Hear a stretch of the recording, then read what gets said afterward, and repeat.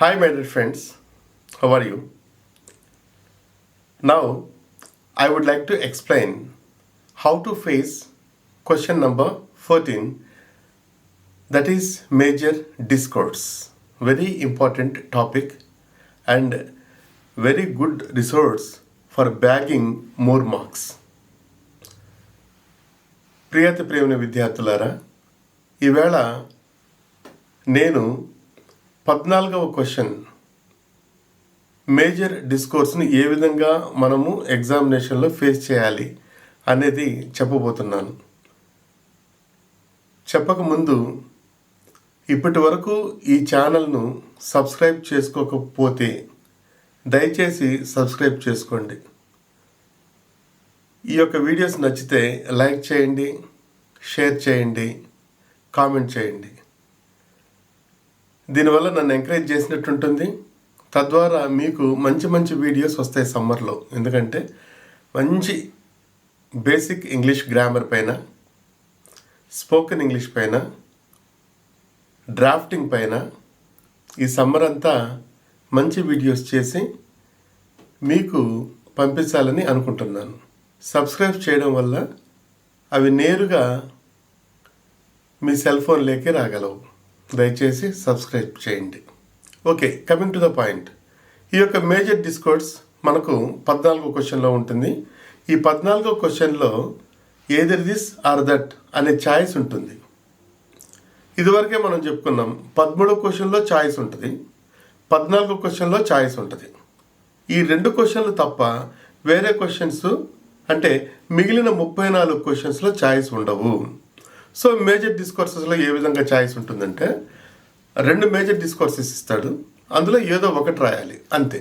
ఇది 14వ క్వశ్చన్, 10 మార్కులకు ఉంటుంది. కొన్ని టెక్నిక్స్ ఉపయోగిస్తే, కొన్ని చిట్కాలు ఉపయోగిస్తే తప్పనిసరిగా 10 మార్కుల్లో 8 మార్కులు గ్యారంటీగా మనం సంపాదించగలం. దీనికి పుస్తకాలు చదవాల్సిన పని లేదు, ఏమీ లేదు. జస్ట్ లేఅవుట్స్ గుర్తుపెట్టుకొని ఆ లేఅవుట్స్ ప్రకారము మన బ్రెయిన్ను అప్లై చేసి మంచి దస్తూరితో రాసామంటే 8 మార్కులు పక్కా. డిస్కోర్సెస్ అంటూ ఉంటారు. అసలు what is meant by discourse? Discourse అంటే ఏంది అంటే, discourse is nothing but written or spoken communication is called a discourse. Written or spoken communication అంటే సమాచారం. మాటల ద్వారా ఇతరులకు ఇచ్చే సమాచారం కానీ, రాతపూర్వకంగా ఇతరులకు ఇచ్చే సమాచారంను డిస్కోర్స్ అంటారు. ఇక పరీక్షల్లో మనకు డిస్కోర్స్ ఏ విధంగా రాయమంటున్నాడు కాబట్టి that is written discourse. So 2 kinds of discourses, written discourse and spoken discourse. That is called oral discourse also. So మనకు రిటన్ డిస్కోర్స్లో 10th క్లాస్లో 11 డిస్కోర్సెస్ పైన క్వశ్చన్స్ వస్తాయి. ఈ 11 ఏదో ఒక 2 డిస్కోర్సెస్ అడుగుతాడు, ఆ 2 ఒకటి రాయాలి.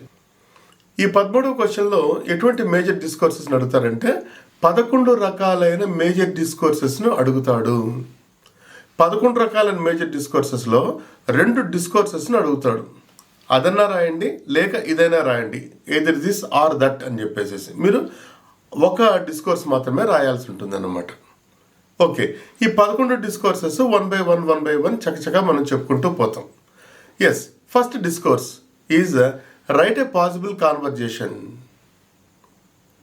ఫర్ ఎగ్జాంపుల్, ఒక పాసిబుల్ కాన్వర్జేషన్ డెవలప్ చేయండి అని చెప్పేసి అడుగుతారు. ఫర్ ఎగ్జాంపుల్, మై చైల్డ్హుడ్ అనే పాఠ్యభాగంలో లక్ష్మణ శాస్త్రి, న్యూ టీచర్ మధ్యలో సంభాషణ. ఎలా అడుగుతారు? Write a possible conversation between the new teacher and Lakshmana Shastri అని అడగచ్చు.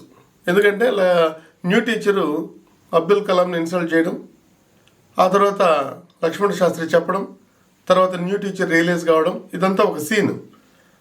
ఆ సీన్ను పెట్టుకొని మనం ఒక పాసిబుల్ కాన్వర్జేషన్ రాయమని అడగచ్చు. ఈ కాన్వర్జేషన్కు టెక్నిక్స్ ఏంటంటే, క్యారెక్టర్స్ పేర్లు తప్పనిసరిగా రాయాలి. క్యారెక్టర్స్ అయిపోయిన తర్వాత, అంటే క్యారెక్టర్స్ రాసిన తర్వాత కోలన్ అంటే 2 చుక్కలు, కోలన్ మాత్రం పక్కా పెట్టాలి. ఇట్లా 12 to 15 ఎక్స్చేంజెస్ రాయాలి. 12 to 15 ఎక్స్చేంజ్ అంటే ఏంటంటే ఒక డైలాగ్, ఒకరి యొక్క డైలాగ్ ఒక ఎక్స్చేంజ్. ఆ విధంగా ఒక 10 నుంచి 15 వరకు ఎక్స్చేంజెస్ రాసిస్తే మీకు మంచి మార్కులు వస్తాయన్నమాట. ఇది ఏ విధంగా డెవలప్ చేయాలి? ఆ క్వశ్చన్ దిగువన వాళ్ళే హింట్స్ ఇస్తారు. ఆ హింట్స్ని తీసుకొనేసి మీరు డైలాగ్స్ డెవలప్ చేసుకుంటూ పోవడమే, అంతే. Next description or narration. ఈ డిస్క్రిప్షన్కు నేరేషన్ ఏ విధంగా రాయాలి అంటే ఒక 4 or 5 paragraphs with good hand and possible language. Narration, for example, describe the treatment given to able Mary, like that. ఆ డిస్క్రిప్షన్ ఏంటంటే ఒక 5 paragraphs డెవలప్ చేసుకోండి.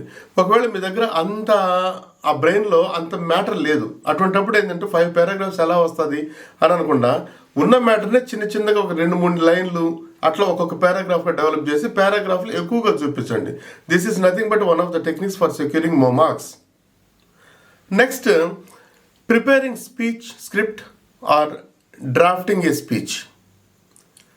దీనికి టెక్నిక్స్ ఏంటంటే right 4 to 5 paragraphs with good hand and possible language. మీకు వచ్చిన లాంగ్వేజ్లో మీరు ఒక 4-5 పారాగ్రాఫ్లు రాయండి. కానీ ఇక్కడ జాగ్రత్తగా గుర్తుపెట్టుకోవాల్సింది ఏంటంటే డిస్క్రిప్షన్కు స్పీచ్కి తేడా ఏంటంటే డిస్క్రిప్షన్ డైరెక్ట్గా పారాగ్రాఫ్ వైజ్ వెళ్ళిపోతుంటుంది. స్పీచ్లో ఫస్ట్ పారాగ్రాఫ్ లాస్ట్ పారాగ్రాఫ్ డిఫరెంట్గా ఉంటుంది. ఫస్ట్ పారాగ్రాఫ్లో ఏంటంటే wishing good morning to the dais, good morning to the HM, good morning to my dear friends. ఈ విధంగా విషింగ్ ఇచ్చి my name is Ravi Pratap from 10th class B section of Sujatha Nagar. ఈ విధంగా dialogue develop చేసుకోవాలి. ఆ విధంగా చెప్పిన తర్వాత మళ్ళీ ఒక 2-3 పారాగ్రాఫ్లు మీకు దాంట్లో బాడీ ఆఫ్ ద స్పీచ్ వస్తుంది, అంటే దేని గురించి మాట్లాడుతున్నారు అది రాస్తారు. Last paragraph finally I can say that అని చెప్పి 4 లైన్లు, అదర్వైజ్ లెట్ మీ కన్క్లూడ్ అని ఒక 4 లైన్లు రాసేసి కంప్లీట్ చేయడం. This is the difference between description and script. డిస్క్రిప్షన్లో పారా బై వెళ్ళిపోతూ ఉంటుంది. స్క్రిప్ట్లో అంటే స్పీచ్ స్క్రిప్ట్లో ఫస్ట్దేమో విషింగ్ ఇంట్రడక్షన్, తర్వాత 2-3 పారాగ్రాఫ్లు బాడీ నడుస్తుంది, ఫైనల్ పారాగ్రాఫ్ కన్క్లూజన్ నడుస్తుంది. గుర్తుపెట్టుకోండి students. Then 4th one is letter writing. ఇది నంబర్ 1 మేజర్ డిస్కోర్స్, మన జీవితంలో ఉపయోగపడే మేజర్ డిస్కోర్స్. అందుకే ఈ లెటర్స్ 2 రకాలు మీకు తెలిసిందే. అవేంటంటే పర్సనల్ లెటర్, బిజినెస్ లెటర్. ఈ లెటర్స్కి డిఫరెంట్ లేఅవుట్స్ ఉంటాయి. అందువల్ల సపరేట్గా దీనిపైన వీడియో తీస్తాను. ఎందుకంటే ఇది కూడా చెప్పామనుకోండి వీడియో లెంగ్త్ అయిపోతుంది, చూసే వాళ్ళకు బాగా బోరింగ్ అనిపిస్తుంది. షార్ట్ వీడియోలో ఎక్కువ సమాచారం ఇవ్వాలనేదే నా ఉద్దేశం. Next 5th major discourse is developing a story, that is called story writing. దీని tips and techniques or use the hints given below. ఒక స్టోరీ రాయమని అడిగినప్పుడు దానికి కింద హింట్స్ కూడా ఇస్తారు క్వశ్చన్ పేపర్లోని. ఆ హింట్స్ని పట్టుకొనేసి ఒక 2-3 పేరాలుగా డెవలప్ చేయండి. ఇందులో మీరు జాగ్రత్తగా గుర్తుపెట్టుకోవాల్సింది ఏంటంటే set a suitable title at the top of the story. స్టోరీకి పైన కరెక్ట్గా ఒక టైటిల్ పెట్టాలి. టైటిల్ రాసేటప్పుడు ఏం చేయాలంటే టైటిల్కి ఉన్న పదాలు ఉంటాయి, టైటిల్లో పదాలు ఉంటాయి. పదానికి ప్రతి మొదటి అక్షరము క్యాపిటల్ లెటర్ ఉండాలి, ఒక ప్రిపోజిషన్స్ తప్ప. ప్రిపోజిషన్స్ అంటే ఏంటంటే ఆఫ్, ఇన్ను, ఇటువంటి ఎట్టు, ఇటువంటి ప్రిపోజిషన్లకు క్యాపిటల్ లెటర్తో స్టార్ట్ కాదు.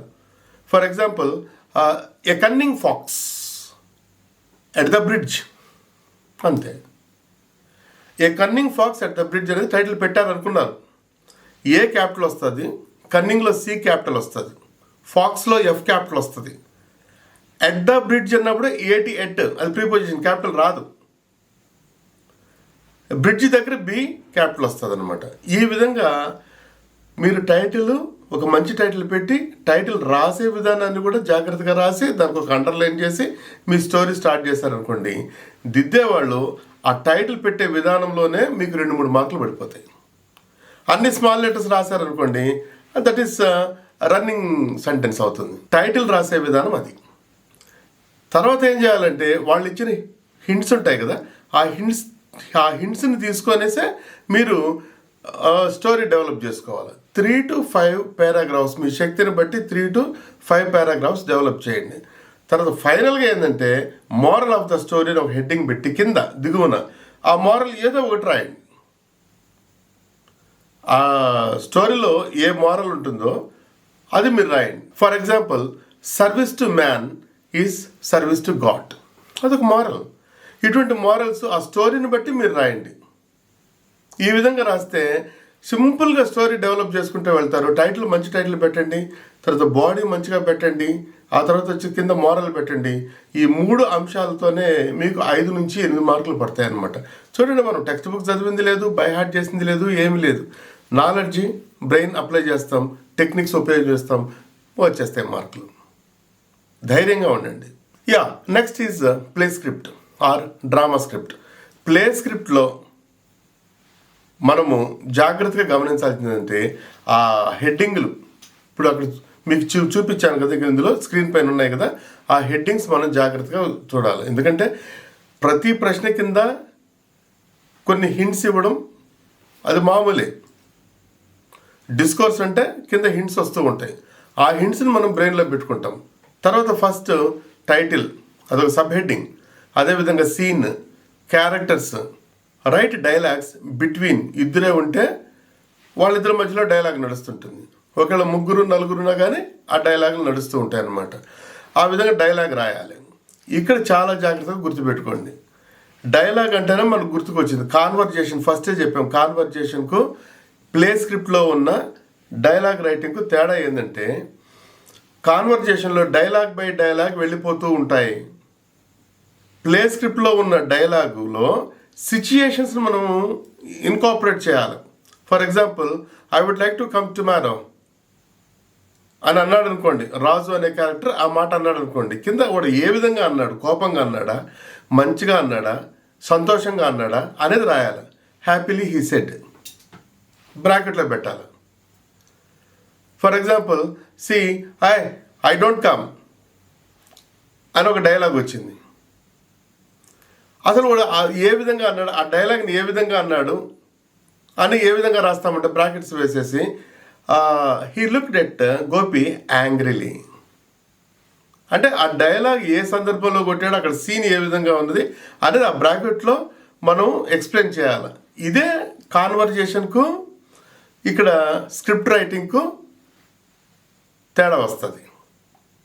This is the important thing. ఇది గుర్తుపెట్టుకొని ఆ విధంగా 2-3 డైలాగులకు మరి బ్రాకెట్లు పెట్టారనుకోండి, అది కూడా ఫుల్ఫిల్ చేసినట్టు అయిపోతుంది, మనకు మంచి మార్కులు వచ్చేదానికి అవకాశం ఉంటుంది. Next script of interview. Script of ఇంటర్వ్యూలో ఇద్దరే ఉంటారు క్యారెక్టర్స్. ఎవరెవరంటే ఇంటర్వ్యూయరు, ఇంటర్వ్యూయీ. ఇంటర్వ్యూయర్ అంటే ఏంటంటే ఇంటర్వ్యూ చేసేవాడు, ఇంటర్వ్యూయీ అంటే ఇంటర్వ్యూ చేయించుకునేవాడు. ఇక్కడ జాగ్రత్తగా మీరు గమనించాల్సింది ఏంటంటే ఇంటర్వ్యూయీ, ఇంటర్వ్యూయర్ ఒకవేళ వాళ్ళకి పేర్లు ఇచ్చారనుకోండి, ఆ పేర్లు పెట్టుకొని రాసుకోండి. కానీ ఇంటర్వ్యూయీ, ఇంటర్వ్యూయర్ అనేది మాత్రం కంటిన్యూగా రాస్తూ పోవాలి.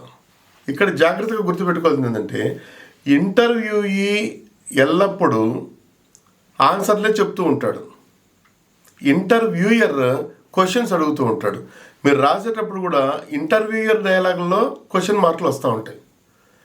అదే ఇంటర్వ్యూయీ యొక్క డైలాగుల్లో ఆన్సర్లు వస్తూ ఉంటాయి. ఈ విధంగా చేయడం వల్ల మనకు ఆ క్లారిటీ క్లియర్గా ఉంటుంది, మనకు మంచి మార్కులు వచ్చేదానికి అవకాశం ఉంటుంది. Then 8th one is script of choreography. ఈ కొరియోగ్రఫీకి ఒక స్క్రిప్ట్ రాయాలి మనం. పోయం ఇస్తాడు, ఏ విధంగా ఉంటుంది. ఇది కూడా కొంచెం లెంగ్తీ, ఈజీగా మార్కులు వస్తాయి కాబట్టి దీన్ని కూడా కాస్త పక్కన పెట్టాను. తర్వాత బయోగ్రాఫికల్ స్కెచ్. ఇది కూడా కాస్త జాగ్రత్తగా చెప్పాలి, అంటే మీకు వివరంగా చెప్పాలి కాబట్టి కొంత ఎక్కువ సమయం తీసుకుంటుంది. కాబట్టి ఈ లెటర్ రైటింగ్, తర్వాత స్క్రిప్ట్ ఆఫ్ కొరియోగ్రఫీ, తర్వాత బయోగ్రాఫికల్ స్కెచ్, ఈ మూడింటిని సపరేట్గా ఒక వీడియోలో మీకు పొందుపరుస్తాను. అది తొందరలోనే మీ దగ్గరకు వస్తుంది. దయచేసి మీరు ఇటువంటి వీడియోలన్నింటినీ ఆటోమేటిక్గా చూడాలి అంటే సబ్స్క్రైబ్ చేసుకోండి. Next writing and SA. Writing and ఎస్ఏలో మనం గుర్తుపెట్టుకోవాల్సింది ఏంటంటే వాళ్ళు కొన్ని హింట్స్ ఇస్తారు. ఆ హింట్స్ని బట్టి మనం ఏం చేయాలంటే ఎస్ఏ డెవలప్ చేసుకుంటూ పోవాలి. ఎస్ఏకి ఒక సూటబుల్ టైటిల్ కూడా ఇవ్వాలి. ఈ ఎస్ఏ డెవలప్ చేసేటప్పుడు 4 పారాగ్రాఫ్లు తప్పనిసరిగా ఉండాలి. దాదాపుగా ఒక పేజీ నిండా రాస్తే మనకు 10 మార్కుల్లో 8 మార్కులు పడేదానికి అవకాశం ఉంటుంది. దయచేసి ఆ విధంగా డెవలప్ చేయండి. నెక్స్ట్ ఫైనల్గా news paper report. News paper రిపోర్ట్కు ఎస్ఏకి పెద్ద తేడా ఏముండదు. న్యూస్ పేపర్ రిపోర్ట్లో ఏంటంటే దానికి ఒక సూటబుల్ టైటిల్ దాని మాత్రమే సెట్ చేస్తాము. But what is only the difference between that and this is mentioning the place and date of writing. ఎక్కడ మెన్షన్ చేయాలి? Top left hand corner of the article. స్టార్టింగ్లోనే మనం అవి రెండు మెన్షన్ చేసి తర్వాత ఆర్టికల్ రాసుకుంటూ పోవాలి. 2 paragraphs or 3 paragraphs are enough.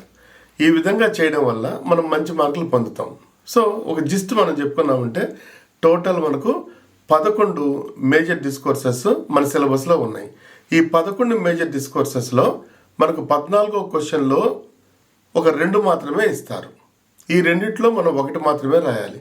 So ఇప్పుడు ఈ 11లోనూ నేను 8 మేజర్ డిస్కోర్సెస్ చెప్పేయడం జరిగింది. ఇక 3 డిస్కోర్సెస్ పెండింగ్ ఉన్నాయి. ఆ 3 డిస్కోర్సెస్ ఏంటంటే లెటర్ రైటింగ్, దాంట్లో పర్సనల్ లెటర్ ఎలా ఉంటుంది, బిజినెస్ లెటర్ ఎలా ఉంటుంది అనేది. ఇంకోటి ఏంటంటే స్క్రిప్ట్ ఫర్ కొరియోగ్రఫీ, అదొకటి ఉంది. తర్వాత బయోగ్రాఫికల్ స్కెచ్. ఇది నెక్స్ట్ వీడియో ఇమీడియట్గా మీకు వస్తుంది. దీంతో మీకు 14వ క్వశ్చన్ ఏ విధంగా ఫేస్ చేయాలనేది మనకు తెలిసిపోయింది. సో డియర్ ఫ్రెండ్స్, ఈ వీడియో మీరు సాటిస్ఫై అయ్యి బాగా నచ్చినట్లయితే మీ ఫ్రెండ్స్ అందరికీ షేర్ చేయండి. ముందు ఎవరెవరైతే సబ్స్క్రైబ్ చేసుకోలేదో దయచేసి సబ్స్క్రైబ్ చేసుకోండి, లైక్ చేయండి, కామెంట్ చేయండి. Do hard work with smartness. Thank you. All the best.